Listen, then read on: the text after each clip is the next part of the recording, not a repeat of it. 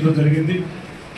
అక్కడ 16,000 ఎకరాల వరి పంట ఉంటే రమారమి 12,000 ఎకరాలు నీట మునిగిపోయాయి.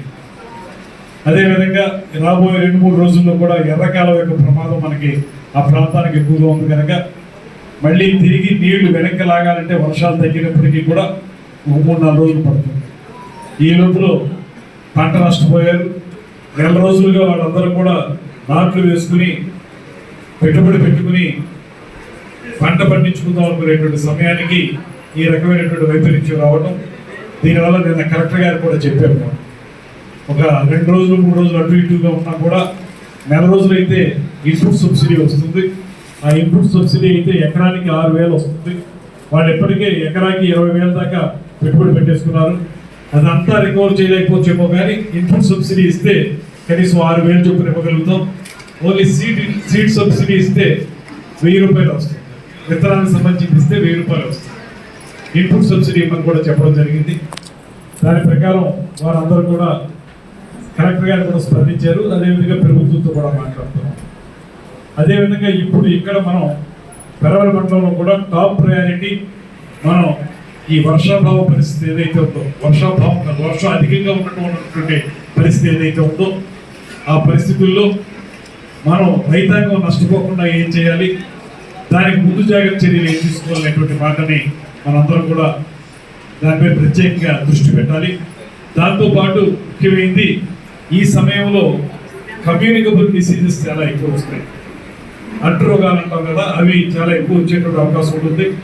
ఎందుకంటే వర్షాల వల్ల కానివ్వండి, నీటి కాలుష్యం వల్ల కానివ్వండి, అపరిశుభ్రంగా ఉన్నటువంటి ఆహార పదార్థాలు పిల్లలకి పెట్టడం వల్ల కానివ్వండి మనకి ఇబ్బందులు కలిగేటువంటి పరిస్థితి ఉంది. కాబట్టి మరొక టాప్ ప్రయారిటీ కూడా కంటామినేటెడ్ వాటర్ని ఎలా తగ్గించాలి, పోర్టబుల్ వాటర్ని ఎలా ఇవ్వాలనేటువంటి దాని మీద పెడితే అది కూడా చాలా ఉపయోగకరమైనటువంటి అంశం.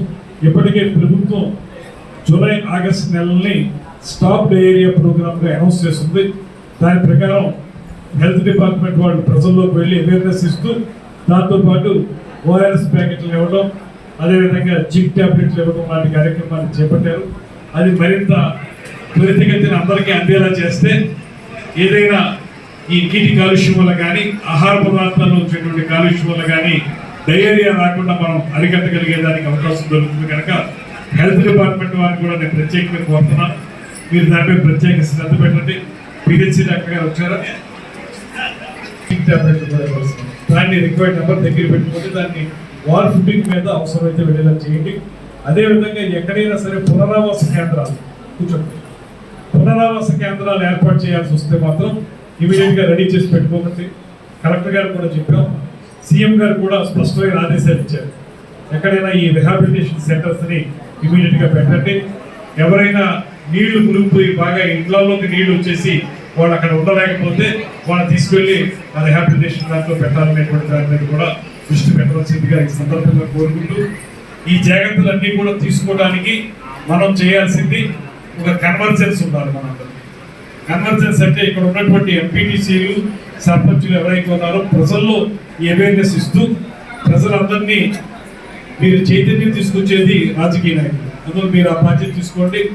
దాంతోపాటు వివిధ రకాల డిపార్ట్మెంట్లు అన్నీ కలిసి ఎవరికాళ్ళు సెపరేట్గా పనిచేయడం కాకుండా ఇలాంటి విపత్కర పరిస్థితులు వచ్చే అవకాశం ఉన్నప్పుడు అన్ని డిపార్ట్మెంట్లు కలిసి కన్వర్జ్ కావాలి, ఒక వేదిక మీదకి వచ్చి. ఎందుకంటే హెల్త్ డిపార్ట్మెంట్ వాళ్ళకి, ఇరిగేషన్ డిపార్ట్మెంట్ వాళ్ళకి, లేకపోతే ఆర్డబ్ల్యూఎస్ డిపార్ట్మెంట్ వాళ్ళకి